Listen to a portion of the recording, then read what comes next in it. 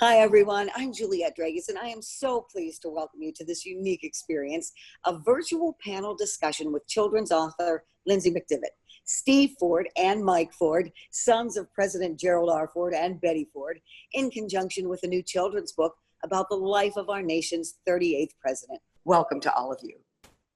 Welcome. Thank you, Juliette. Welcome. Nice to be here. We are here to get a behind-the-scenes look into Truth and Honor, the President Ford story. It's a new children's book that tells the story of President Gerald R. Ford at various stages in his life, from his early childhood years and his years at the University of Michigan to his years in the Navy, Congress, and then his presidency in the 1970s. Now, Lindsey, before we dive into your inspirations behind this book, tell us a little bit about yourself. Well, I actually had a healthcare career for many, many years before I decided to do a career change to writing picture books. I'd always wanted to write. The writing in healthcare wasn't terribly creative, but at one point I had the opportunity to edit an anthology of stroke survivor stories. And then I made a career change about 10 years ago to write picture books for children. So, Lindsey, your new book, Truth and Honor, the President Ford Story, tells us the story about President Ford's life journey. How did you become involved with this book about President Ford? I was very fortunate to be offered this opportunity by Sleeping Bear Press. Claire Schubert saw my book, Gwen Frostic, the Nature's Friend Gwen Frostic's story. And she liked the way it portrayed Gwen's life, and it occurred to her that it would be nice to have a similar book showing how Jerry Ford grew up and became president. So she contacted Sleeping Bear Press, who published the book about Gwen Frostic, and they invited me to write the book. So it was a really thrilling opportunity. Mike and Steve, what do you think about this book? Listen, these are simple life lessons that are relevant today, and whether you're a young child today or back in 1920, it's about working hard. It's about not quitting. It's about having good people invest in your life, and those are valuable today like they were back when Dad was a kid. Yeah, I agree. I think Lindsey's done a wonderful job of telling the story of my father's life and his journey to become president of the United States. And she's done it in such a way that it really is relevant and in terms that young people can understand and appreciate and be inspired by. The timing really is relevant. Speaking of that, Lindsey, we have a question sent to us from Lene. She's the Community School Coordinator at the Gerald R. Ford Academic Center.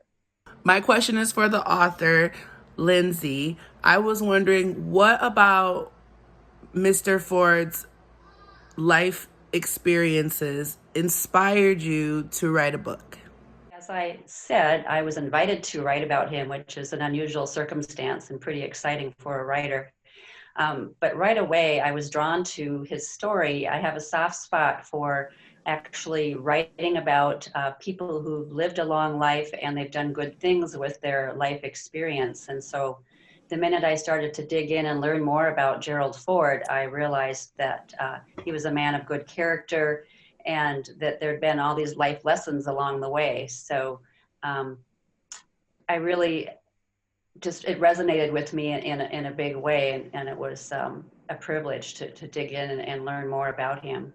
Lindsey, as a writer of a nonfiction children's book, why is it important to provide high-quality children's book that not only teach history, but also provide role models for children? That's a really good question. I think kids just love true stories, to be honest. There's research that supports that. And all of us, whether we're adults or children, benefit from having role models, people that we can look up to. And to have a nonfiction story that's told in a narrative way that really engages children, that's just a really powerful thing. Then you add the beautiful illustrations by someone like Matt Faulkner, who's so talented. It brings it together and makes it a really enjoyable way to learn about somebody and be inspired by their challenges and face challenges in your own life with that information. So, Mike and Steve, how is Truth and Honor relevant and important for young readers today? Steve, we'll start with you. Well, I think I go back to, it's about life lessons. You keep it that simple for young people. And listen, as an adult, I need to keep it that simple. It's those life lessons, and I love what Lindsey has done with all the stories that we used to hear Dad tell around the dinner table, and now you've got an illustrator that puts them on a piece of paper with storytelling from Lindsey, and it's just beautiful.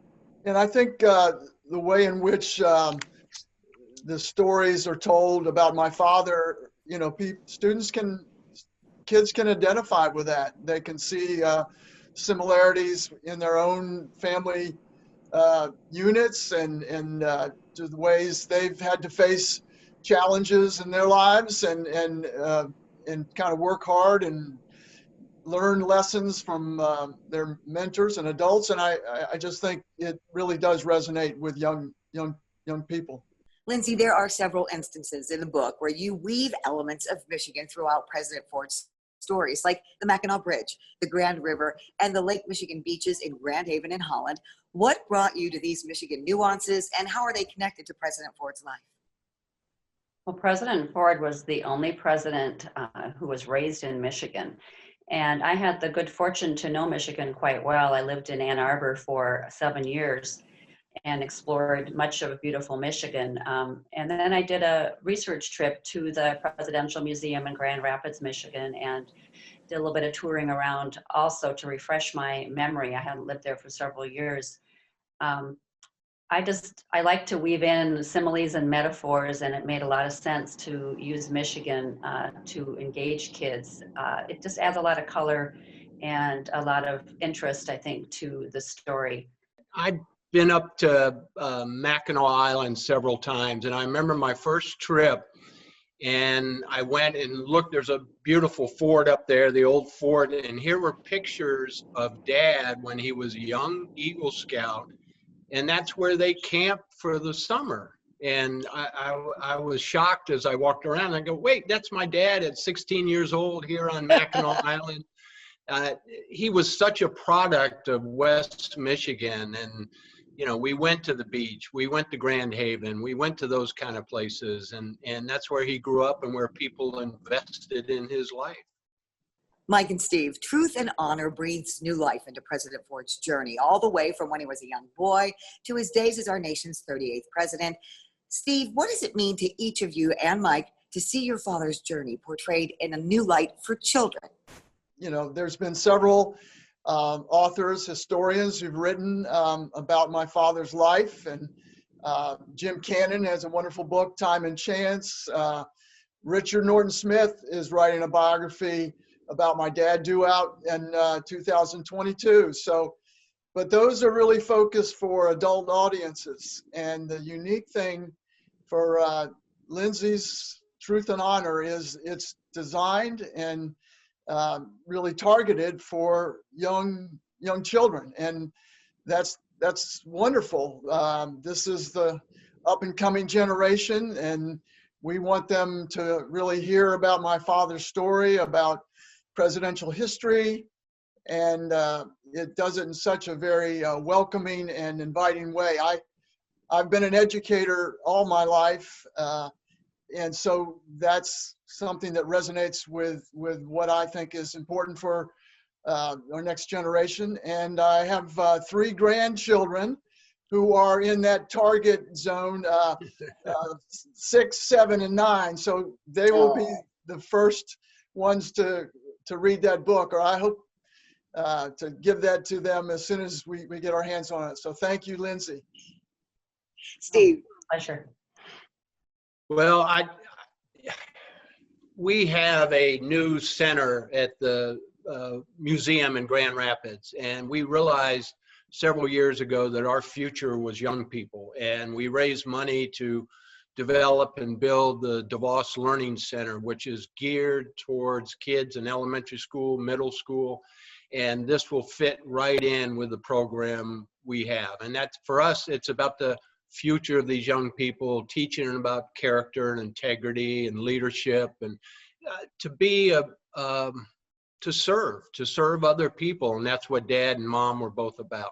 So Mike and Steve, early on in President Ford's life, he learned lessons from those close to him, especially his mom and stepfather. What aspects do you think he learned back in those days? Well, I think he learned a lot of wonderful values and I guess life lessons from my parents. I know in the book it talks about the three rules that his parents shared with him of telling the truth, working hard, and coming to the dinner table on time. And so those were important principles that in a sense reflected the culture of the family, of being a loving family, being a family that really has certain expectations and for how you treat people and how you conduct your life.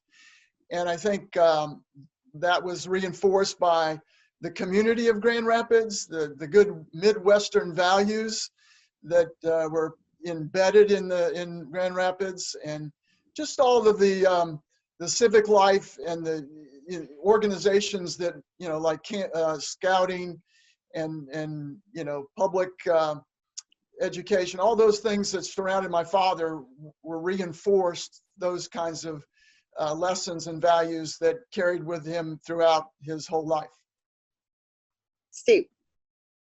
If you go back to Dad's mom, Grandma Ford, that's what we called her, to think about how strong a woman she must have been that back in 1913, 1914, when she found herself early in a marriage in an abusive relationship, her husband was physically abusive, that she found the strength to take her young son, Dad, and leave a marriage. That women didn't do that back then. That was just did not happen. So Grandma must have been just a very strong woman. Now she's a single mom for a while, and then all of a sudden she meets her new husband, Gerald R. Ford Sr., and I think that proves that it's love, not blood, that raises kids, because he was not the biological father of Dad, but yet Grandpa Ford, her new husband, made a decision to invest in Dad's life and love him, and that made all the difference. There were two strong parents, and Dad thrived because of that. We want to talk a little bit more about that in the book, because in the book, Lindsey shares how, as a baby, President Ford was called Junior.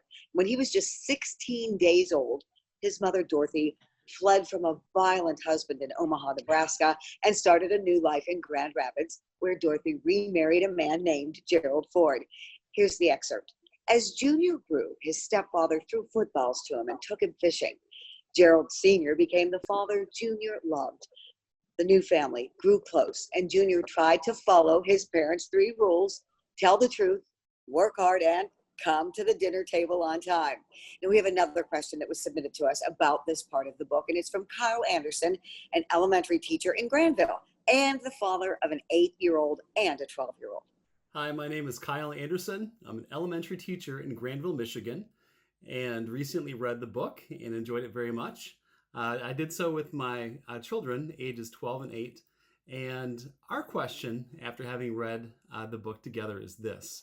It stated that the three rules in young Jerry Ford's home were to tell the truth, to work hard, and to come to dinner on time. And our question is, what do you see as the significance of that third rule, both then and today? Thank you. I think Dad learned the lesson of coming to dinner on time.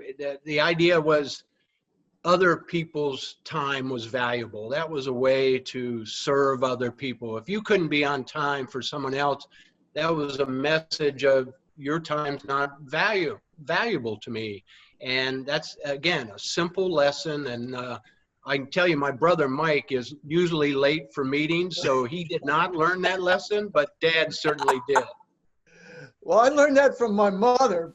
My mom, Betty, was just notorious for making my father wait at the dinner table, or when they went out to the state dinner or wherever. He was pacing back and forth saying, "Betty, are you ready? Are you ready?" And so I guess I got it honestly from my mom. While he was smart in school, Jerry, as he became known, struggled to speak. As the book continues, Lindsey shares how left-handed Jerry was expected to write with his right hand. The book reads that he tried and tried until finally teachers stopped forcing him. And once he was allowed to write with his left hand, Jerry's stuttering stopped. Lindsey, why do you choose to include this moment in the story? I really felt that a lot of children could identify that, even children that don't have a stuttering problem.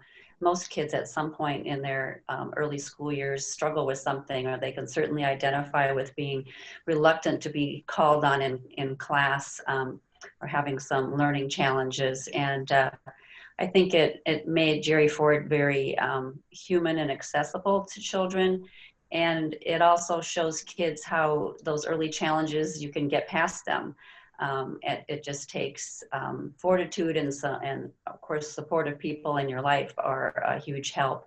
I was really touched to learn not long ago that one of the very early readers, a child reader of the book, his mom had a review copy and read it with this 9-year-old, and he actually has a stuttering problem himself and was just so touched to see that President Ford had the same issue and surmounted it and went on to do good things with his life.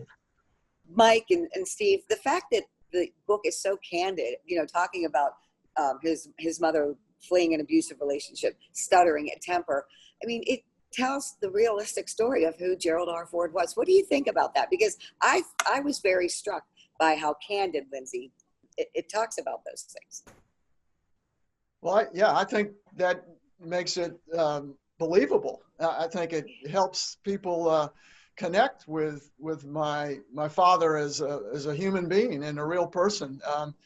I think everyone's story is different. Everyone faces adversaries and hard challenges in their life, and that was the case for Jerry Ford. And I think to bring that to light and to really illustrate how he was able to kind of overcome some of those challenges, or maybe struggle and fail at times, which he did.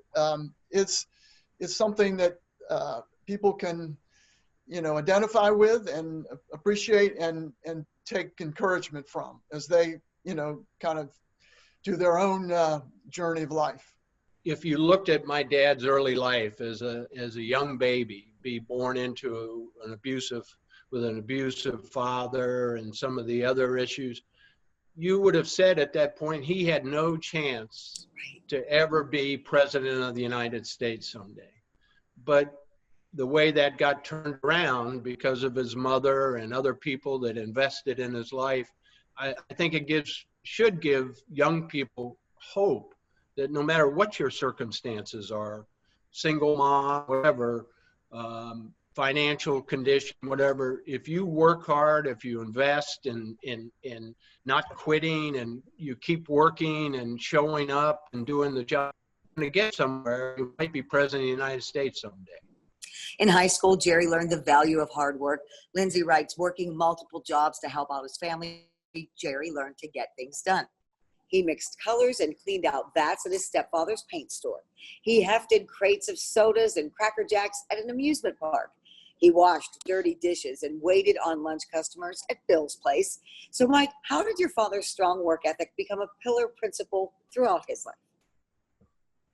Yes, Julia, that's a great theme in his life. All along, as a young boy and into high school and even adult, he really need to apply himself 100%. The book talks about him working various jobs in high school to kind of have some spending money and so forth, and then going to the University of Michigan. He had a scholarship to play football, or he was admitted to play football, but he had no money. And so he needed to not only get some help from his community with some donations, but he also worked 2 jobs during his undergraduate years there, and then going on to Yale University for law school, he at first was not accepted to law school. They didn't think he had the right profile or credentials, and so he took some extra classes at the Michigan Law School in the summer, and he worked hard, and he got accepted to Yale Law School, and he paid his way through there, coaching football and coaching boxing. And then as a a man and going into military service, I know he dedicated himself to the service and the Navy, and then in Congress, he was always recognized as a congressional leader who had done his homework, who knew what he was speaking about, very well informed and knowledgeable. And so he is something that was just part of his whole makeup, his DNA, was to apply himself to be the very best version of himself in whatever setting. It seems that Jerry also carried out these fundamental principles in other aspects of his young life, including high school sports. And Steve, how did being a high school football and basketball and track runner influence his life? Well, I think Dad took very seriously the idea of sports. Most of them were team sports, so you had to be a teammate. It wasn't about your own performance. It was about the team's performance, and I think he carried that principle later in life when working in Congress or even as a president. Dad used, he'd sit around the dinner table and talk about the stories of how important it was to learn to be a member of a team, not just an individual. And it was the results of the team, not your own personal individual stats, that were important. I know he had a tough choice early on of what high school to go to. And his father encouraged him to go to South High in Grand Rapids because it was a much more diverse high school. People of color and different financial backgrounds. And his father thought that he'd get a better education there and learn how to interact with people better at South High. And so Dad made that choice to go to South High, play sports there. He starred on the football team, and it was a great education to be a team member, not quit, be part of an organization, and those were great life lessons. Mike, as an Eagle Scout in high school, Jerry also held serving others in very high regard. Why was serving others so important to your father? Well, Juliet, I think it goes back to the culture of the family and just his parents and the community there in Grand Rapids, that he was really nurtured to be a person who thought of others, who had empathy and compassion for other people. And I think that was developed early on. And, obviously being an Eagle Scout, that contributed to it as well. But I always feel like this was kind of at his very heart, that he wanted to see others succeed, that he wanted the very best for others around him, and he wanted to be a part of trying to help others become, the very best that they can become. So this was this whole idea of service, the service ethic, was a very much a part of his early life. Yes. Lindsey, you continue President Ford's story as he makes plans to attend the University of Michigan, highlighting the impact of the Great Depression. You're right. Jerry made plans for college. His future looked bright as the tulips that decorated his city. But dark clouds loomed during the Great Depression. Millions searched for work. Jerry's stepdad took less money home so he could keep all of his workers on the job. His mother volunteered, collecting food for people in need. The Fords felt fortunate, but there was no money for college, so Jerry worked harder. 2 jobs, washing dishes on campus, plus a $100 gift from his high school, covered Jerry's tuition and expenses at the University of Michigan in Ann Arbor. Why was that an important aspect to include in the book, Lindsey? Well, I was really much struck in learning about Jerry Ford's life. For one thing, that he did not come from a wealthy family, and that he always had to work. And for another, that it seemed no job was beneath him. You know, he really would tackle whatever. He washed dishes, he waited tables, he, worked at an amusement park. Even in college, he had 2 jobs at University of Michigan washing dishes. And so I just thought that was important to show that he had to really work his way up, and also that I think it helped him understand working people. He had been one of them. He wasn't privileged or wealthy. And then the other part of that segment of the book, I think, like Mike and Steve already touched on, is that the caring family instilled those values in him. That even though they didn't have a lot of money and it was during the Great Depression, they shared whatever they could. His stepfather took less money home in order to keep his employees on the job. And I think a lot of people now, adults and children reading the book, can relate to that during this recession. And also that his mom actually, volunteered helping to try and find food and clothing for people. That was a strong example for young Jerry. The family didn't have any money. It was a depression. And his high school principal stepped in and said, "Jerry, what are you going to do now?" And he said, "We don't have any money to go to college." And he said, "Well, I want you to go to the University of Michigan and play football." There were no scholarships back then.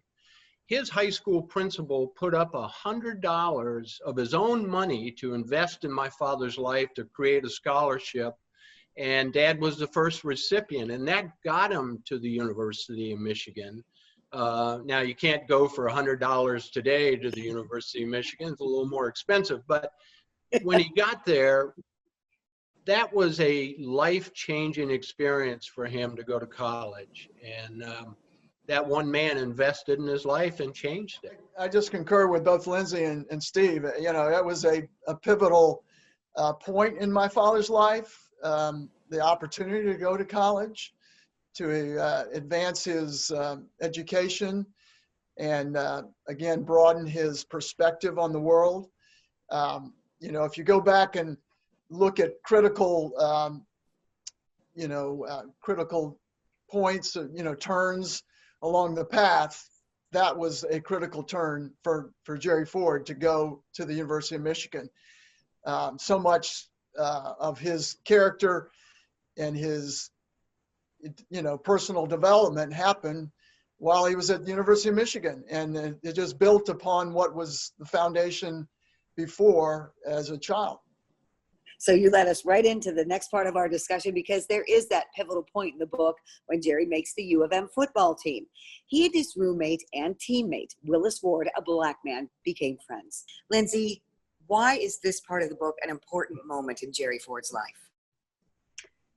So I think it was a really formative friendship that Gerald Ford had with Willis Ward, because there was a cruel racist incident at that time that involved the football team. But before I share that, I'd like to back up a little bit and just say that they were really good friends at a time in the early 1930s where it was really unusual for a Black person and a white person to be friends. And Willis Ward was the only Black member of the University of Michigan football team. He and Jerry would room together on road trips. And this is at a time, of course, when hotels discriminated against African Americans, and they would often want to turn away an African American. There had to be, intervention by the coach to have Willis stay with the team. So then what happened was in 1934, University of Michigan, a northern team, was scheduled to play Georgia Tech, a southern team. And it wasn't uncommon in those days, apparently, for southern teams to not want to play if a Black person was on the field. Really horrific to imagine, but they insisted that Willis Ward and no African Americans play when they played Michigan. And unfortunately, Michigan went along with that at that time. It was 1934. So Jerry Ford was terribly upset and angry. And for him, I think it was formative. It helped him opened his eyes in a whole new way to the ugliness of racism, which I think in these days right now we can see it's been a long history for America, a lot of dealing with racism. So it contributed to Jerry's personal growth, and it formed him as a public servant. I think a person who then really went out of his way through all of his years as a representative and vice president, president to pass civil rights legislation. But I also think it's really important to remember, if I could say it, that for Willis Ward, this was way more than just a small incident like, oh, you're benched, you can't play one game. This was really a painful incident, and there were lots of people protesting at University of Michigan, also all over the country apparently, hoping to change that and allow Willis to play, but he was not allowed to play. And it was so painful for him that it changed his life. He was such a talented athlete, a track star, turned down the opportunity to go to the Berlin Olympics because he'd been so hurt by this incident. And Willis was a man who had beat Jesse Owens in track several times, and probably most people know Jesse Owens went on to win, I think it was 4 gold medals at the Berlin Olympics. Mike and Steve, talk about the friendship between your dad and Willis Ward. How did your dad, standing up for his friend back in the 1930s, have such a profound impact on his life story? I was recently looking at some video from back, I think 1975, 1976, interviews with Willis Ward. And it made my heart so light to sense their friendship. And Willis talked about that first day at the University of Michigan. They were signing up for classes, and here comes this guy, Jerry Ford, who sticks out his hand and says, "Hi, my name is Jerry Ford." And Willis said that was the first person who introduced himself while he was at Michigan. And he talked about it, and it's easy to forget. This was 1930, and he said Dad stepped out of what he called the normal conduct of black and whites to stick his hand out and say, "My name is Jerry Ford, who are you?" And Willis highlighted in that video, if you made too big an overture to a black, you might be ostracized. And here was Dad trying to make a friendship. They went on to have that great friendship. And when Willis was supposed to be benched for the Georgia Tech game, Dad was so hurt by that. He thought that was so unjust that he wrote his father a letter in Grand Rapids to say, "I'm thinking about quitting the University of Michigan football team to basically make a stand for my friend Willis Ward." Now, Dad stayed on the team. There were other teammates that had the same challenge, that were rooting for Willis to play. There was a student body that was rooting for Willis to play. Dad was not the only one. But it's interesting, Michigan had come off 2 national championship teams in 1932 and 33, 10-0 both seasons. In 1934, when this story happened with Georgia Tech, Michigan's record, I believe, was 1-7. They won 1 game and lost 7. But the only team they beat was Georgia Tech, 9-2. And that was a great victory for Michigan, for Dad and Willis's friendship, and they were lifelong friendship. The story isn't about Michigan or Georgia Tech. It's a story of 2 men who forged an early friendship and respect for each other. Juliet, I think it was formative for my dad to have that friendship with Willis and to kind of really understand the value and the dignity of, every human being, and regardless of the color of their skin or their economic status. I know that, again, this was another piece in his formation where, as he matured and went on to public service in Congress and, in vice president, president, as Lindsey said, he brought with him this great value of civil rights and equity for all. And, he really fought for that, in the public arena, as well as, just personally with his friendships. So, that was wonderful as a son to learn from our dad, how we should treat our fellow, citizens and human beings, and very appreciative. So following college, Jerry enlists in the Navy after the bombing of Pearl Harbor on December 7th, 1941. Lindsey, share with us the moment that you chose to include in the book about the near-death experience while aboard the aircraft carrier Monterey. It was a very dramatic moment. Gerald Ford was on an aircraft carrier, the USS Monterey, I believe, and it was hit by a typhoon. He had went through many battles also, but it was hit by a typhoon in the night. And as he came up onto deck, a huge wave washed across the deck, and he was struck down and slid as the boat tilted and these waves were washing over, and he almost slid right off the boat into the stormy ocean. But with presence of mind, somehow he saved himself by catching his feet on the very edge of the ship, and was able to turn himself around and grab something and get himself to safety. So, of course, when you're writing a picture book, you want to include some drama. And that was a pretty dramatic moment that I think really does strike kids. And as adults, we certainly know that years in the Navy during World War II taught him many lessons, but I thought it was important to have that dramatic moment in the book. And in the book, the illustration also does such a great job in portraying that drama that happened. I will say, Juliet, that Steve and I and our brother Jack and sister Susan are really grateful that he caught himself on the edge of that aircraft carrier. It was somewhat of a providence of God moment. So, so we're here to talk with you. But,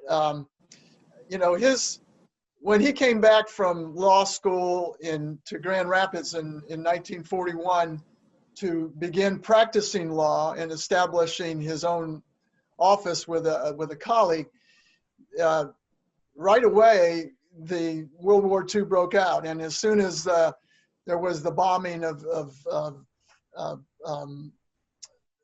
Pearl Harbor and the Japanese, attacked America, it was my father very much knew that this was the time for him to step into service for his country, to put on the uniform and to go and help defend the freedoms of our country, as well as other free and nations and allies. So he didn't hesitate. It was something, again, that very much was built into the character and the calling of him as a public servant at that time in history. The only thing I would add, Juliet, is the fact that it changed who he was, and that Dad in the late 30s, early 40s, like many Midwesterners, was a isolationist. And when he went and served in World War II, he saw for the first time that America had to be a leader in the world. And he came back from that war, like many young people that served, and decided that America needed to be a leader, and he became an internationalist, and it changed his political career. I think Mike would also agree. We'd make Dad tell these stories every Christmas or Thanksgiving, 4th of July, when the family got together, and we'd always kid him because he'd kind of embellish them a little bit, how he slid across the deck of the carrier. And he always told us he was the guy that won the war. And I don't know if that was true or not, but we loved hearing those stories.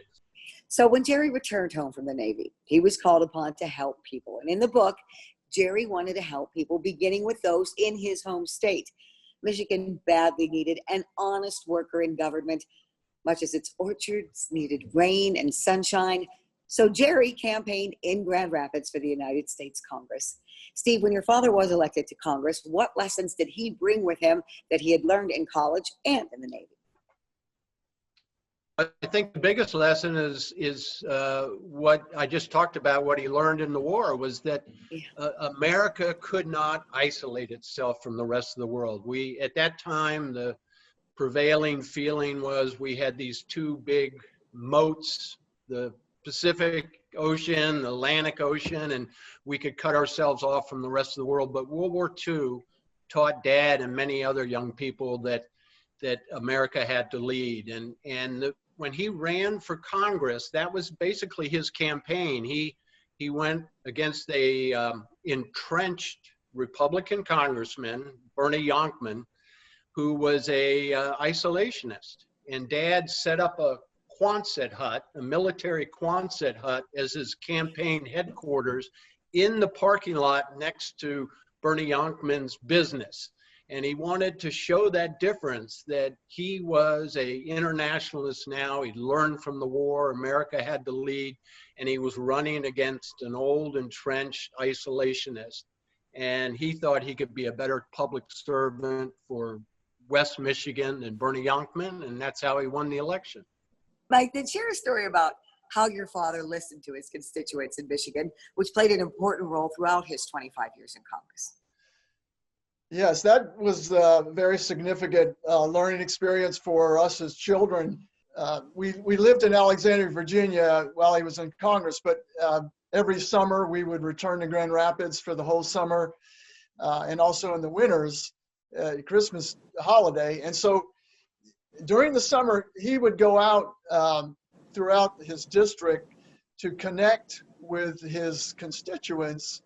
And like Steve said, there was this, it was like an aluminum Quonset hut or trailer that would travel from, town to town.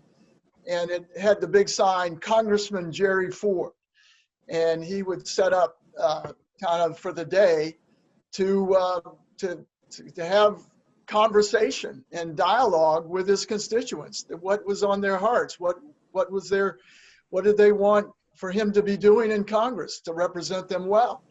And I remember as a child going to Wyoming, Michigan, to the rodeo in Wyoming, Michigan, or to Cedar Springs and the Red Flannel Festival, Holland and the Tulip Festival. Those were highlights for us as children. While he was talking to constituents, we were kind of learning about the whole Western Michigan ethos. But he really loved to spend time, with his constituents and develop friendships and find out what was on their hearts and minds so he could serve them well. And your father believed that political parties were on the same team and became known for working with the Democrats, bridging the gap between Republicans and Democrats. He also gained the respect of Harry Truman, who was the first of 6 presidents he worked with as a Republican congressman. Mike, what are some of your father's other accomplishments throughout his 25 years in Congress? Well, I think one of the things that stands out for my father is he was a person that really had a strong, political philosophy and point of view. He was a fiscal conservative, so he was always he was on the Appropriations Committee and really was a master of the budget, the national budget. And so he was very, very careful in trying to protect the way in which our federal government spent money, and that it was, well done and not frivolous. So that was one side of that. I think the other side is he was always looking to develop, strong partnerships and working relationships with the Democrats. He was had so many friends who were on the other side of the aisle, but they would maybe disagree on an issue, but they'd be able to find common ground. They'd be able to find a compromise in order to keep the government process moving and to, make legislation. So he was he was a very much a collaborator in his role in Congress. And he was also, not many people know, he was appointed to be on the Warren Commission, one of 7 appointees to investigate the assassination of President John F. Kennedy. And that was a very prestigious and important role that he played as a congressman too. And I think, he was the minority leader for 8 years, and he worked tirelessly to try and help other Republican candidates become elected to the House of Representatives so that he could find a majority and become the Speaker of the House. That was something that he really aspired to be Speaker of the House, which never came to pass. History took a turn. Mike touched on a lot of the things. I think the Warren Commission, being on that commission to investigate the assassination of John F. Kennedy, was an important, pivotal moment in his life for leadership. Mainly, I would say this: one of his best friends in Congress was Tip O'Neill, who went on to become the Democratic Speaker of the House.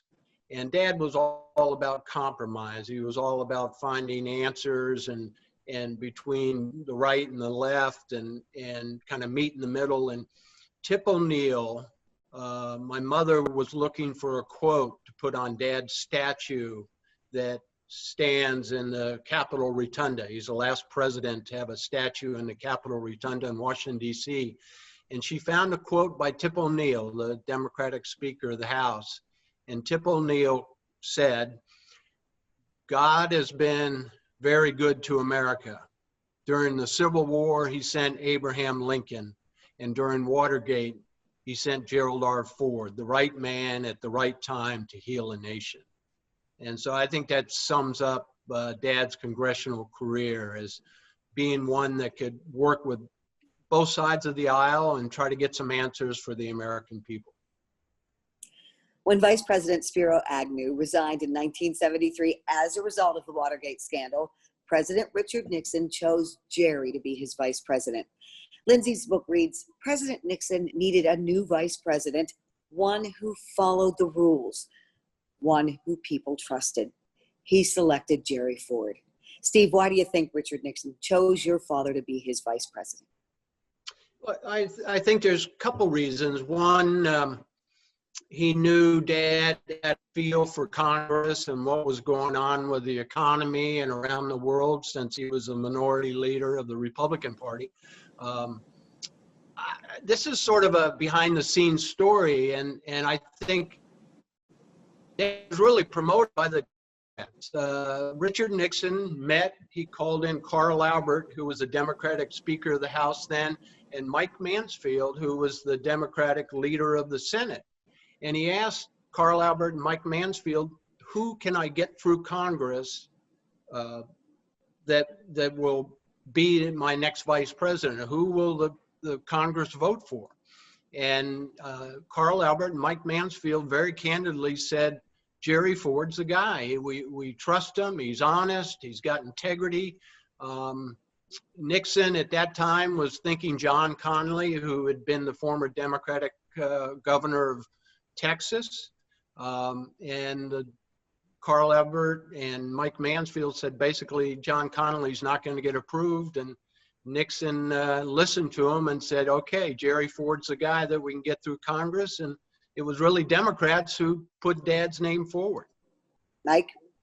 Yeah, I think that's all very much the case. That both sides of the House and the Senate really had a very high regard and a high respect for my father and the way he conducted himself, his character, his honesty, his knowledge, and very informed and well prepared for serving. And so it was very much a good choice by Richard Nixon.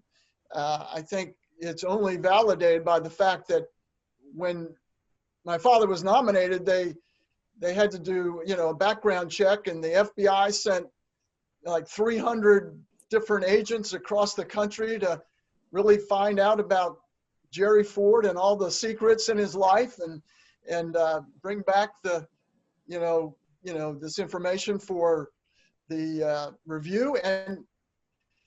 And there was nothing to find really, except that he was who he presented himself to be, and so both the Senate, overwhelmingly endorsed his nomination as vice president in December of 1973.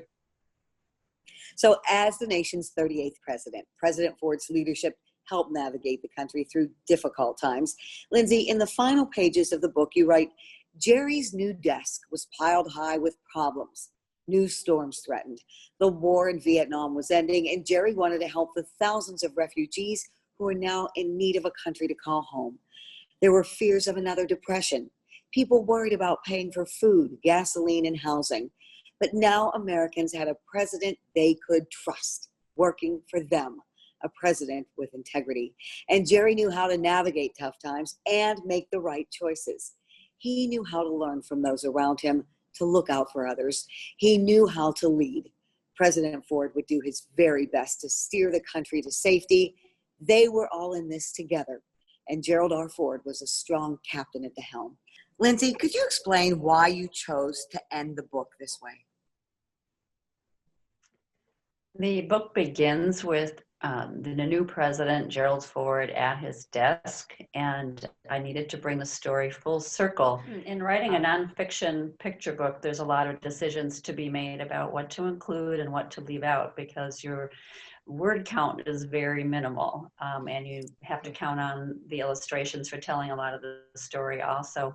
I knew that I certainly couldn't share a lot of President Ford's presidency, especially in a book for children. But I started out the book with him at his desk as the new president, and I wanted to bring it full circle. He's back at his desk with his dog Liberty at his side, and to somehow include all the many challenges that he had to face. And I think that the whole story of the book, what I tried to do was to show how he became the right man for the job at that time in history, when there were a slew of problems, the recession and the ending of the Vietnam War, and just many, many challenges. And I thought that really everything that I read supported the fact that he was the right man at the right time. And in that way, I could just show that desk piled with problems, that he had to make those hard decisions, but people could count on him. And that was just integral to healing the nation, knowing that they had a leader who cared about all kinds of people that make up our country. Mike, how did your father's life experiences and learned lessons help him take the helm as the country's leader? It was a culmination of his whole development as a young child, a young adult, and then as an older adult in public service. It really brought him to this point where he was ready to step into a crisis situation and lead the nation and heal the nation. I think some of the qualities were one, he was a lifelong learner. If you go back to as a child, throughout high school, college, law school, the Navy, Congress, he was always pushing himself to learn and to master, the material and understand how, whatever the subject matter, in this case, government, how is that, what's our best way of governing our nation? And so he was a great student all his life. And also he surrounded himself, as Steve said, with some really remarkable mentors along the way that, advised him and counseled him. And even as president, he brought in a very strong and capable circle of cabinet members who were experts in all of their respective fields. And he was not afraid to listen to their strong advice, maybe some of their difference of opinion. He liked to hear the dialogue and weigh it back and forth, smoking his pipe there. And then he would make a decision, which he thought was in the very best interest of our country and our people. Some hard decisions, but he had a wealth of a team, a great team supporting him. And then I think the other thing was he learned the lesson to be himself, to be comfortable in his own skin, that he was open. He wasn't, pretending to be someone else. The country had an imperial president with President Nixon, very secretive. And my father said, that's not me. I'm going to come out and you're going to get to know me, and I'm going to do press conferences, and I'm going to, go out and engage people in every way I can and hear them, listen to them. And I think that helped, that lesson helped, him in his service as president. I stumbled across this. He wrote some handwritten notes and gave them to us kids, and when he wrote his own book, and I thought it was very important, and this is a great lesson for young people, and I think Dad used this lesson while he was a young person and in Congress and the president. There's so much pressure today on all of us, and particularly young people, to just be successful, win. And I found this writing of Dad's, and I want to share it with you. It's a great life lesson for me. It's called Learning How to Lose, because basically you're going to lose a lot of times in life, but you got to pick yourself up. And he writes, in a highly competitive society, there's always a winner and always a loser. Even the best sometimes lose because of circumstances beyond their control or because of unintended mistakes. But to walk off the playing field as a sore head or with a public display is not good for one's conscience or for one's own reputation. Losing should be looked upon as a lesson so you can do better next time. The disappointment should not bemoan the spirit, rattle one's composure, or sidetrack a well-organized plan or preclude another effort. Learning to lose is to recognize that one setback is not the end, but in reality can be a new incentive to reach and achieve higher goals. And I think Dad used that lesson in his life. There's a lot of ups and downs in life. You don't win every day, but you pick yourself up. You have a good plan. You're organized. You keep moving, and you're going to find success later on. We have a few questions that were submitted to us from members of Friends of Ford. Larry from Detroit has a couple of questions for Mike and Steve. The first one, what do you see as your dad's greatest achievement? So first, no doubt first of all, I'd be marrying my mom. He would consider that. Yeah. And this may, people may think twice about this, but I want to explain it. I think his greatest achievement while he was president was trying to heal the nation after Watergate and the Vietnam War. And it was his pardon of Richard Nixon. And he got all the troops home from Vietnam. But when he pardoned Richard Nixon to get him out of the headlines so that the country could recover from a recession, a war, people forget that the same time he pardoned Richard Nixon, he also gave amnesty to the thousands upon thousands of young men who had dodged the war, the draft, and gone to Canada. There was a huge scar in America's heart about the Vietnam War. And the same time he pardoned Nixon, he also gave amnesty to those young men to try to bring them home, reunite them with their family. And that was a piece of who he was, the idea of grace and mercy And sometimes a president is like a father of a family. He has to give grace and mercy to hold the whole family together. And so I look back, and he wasn't concerned about getting reelected. Not pardoning Nixon would have been a way to get reelected. He was more concerned about healing the nation, and he knew that he was going to probably never serve again in politics or be reelected when he pardoned Richard Nixon. But as a public servant, he knew that he was supposed to do the best for the American people. And I think 20 years later, 40 years later, that was the right decision. And Juliet, I would concur. I think, healing the nation from such, deep scars of political scars, the American psyche, the scars of the psyche of our people, that was his greatest achievement.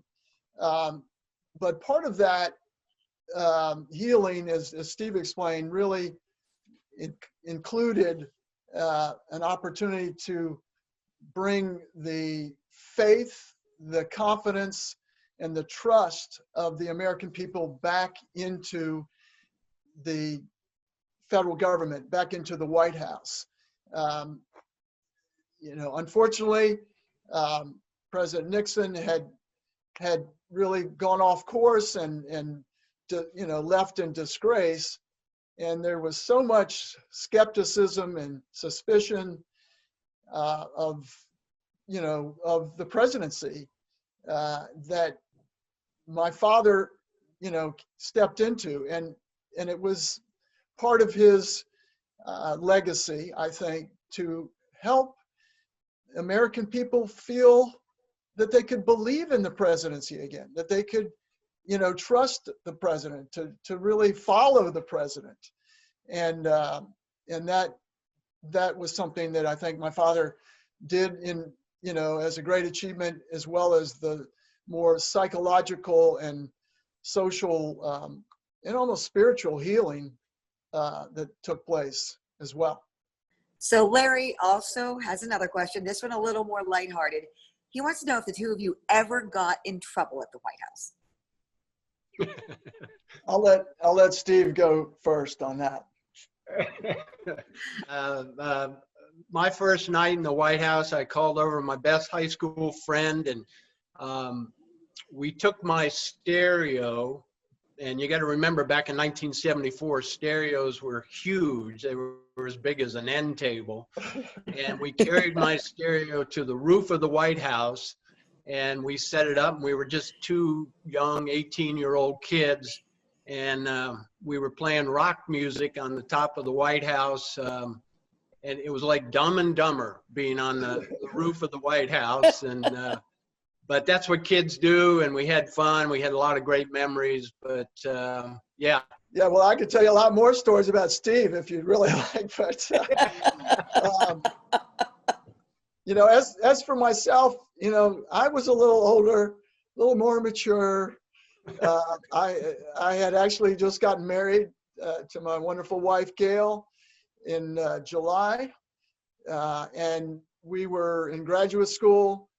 And so we just had to behave ourselves. We weren't, out there, playing rock music or, having big parties. I was actually studying in divinity school. And so I was, I guess people would say a little more subdued in my years in the first family. We have one other question. This one for you, Lindsey.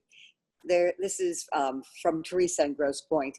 Teresa asks, are you always thinking of your next story idea?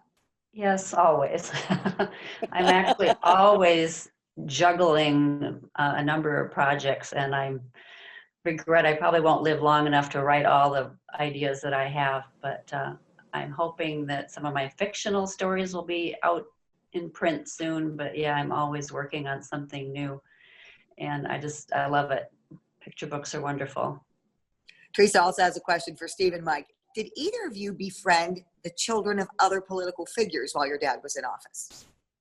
I reached out. I remember when Bill Clinton became president, and I had a heart for Chelsea Clinton because she was that was the only child they had. And I remembered back when our family went in the White House, I had two older brothers, Mike and Jack, and a younger sister, Susan. And so at the end of the day, if it was a kind of a crazy day at the White House, I had peers or siblings I could actually talk to and say, gosh, was this as bizarre for you as it was for me? And I always had a heart for Chelsea Clinton because she was the only child in that family. And I didn't think she, had that sounding board of siblings.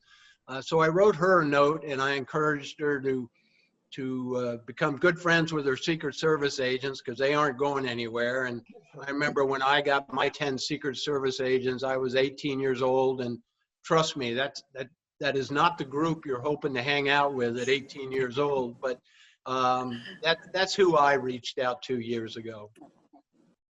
Juliet, I have to say that I didn't do as well as Steve in terms of reaching out to other presidential children. I did every time a new first family came in with children. I certainly felt a lot of empathy and a lot of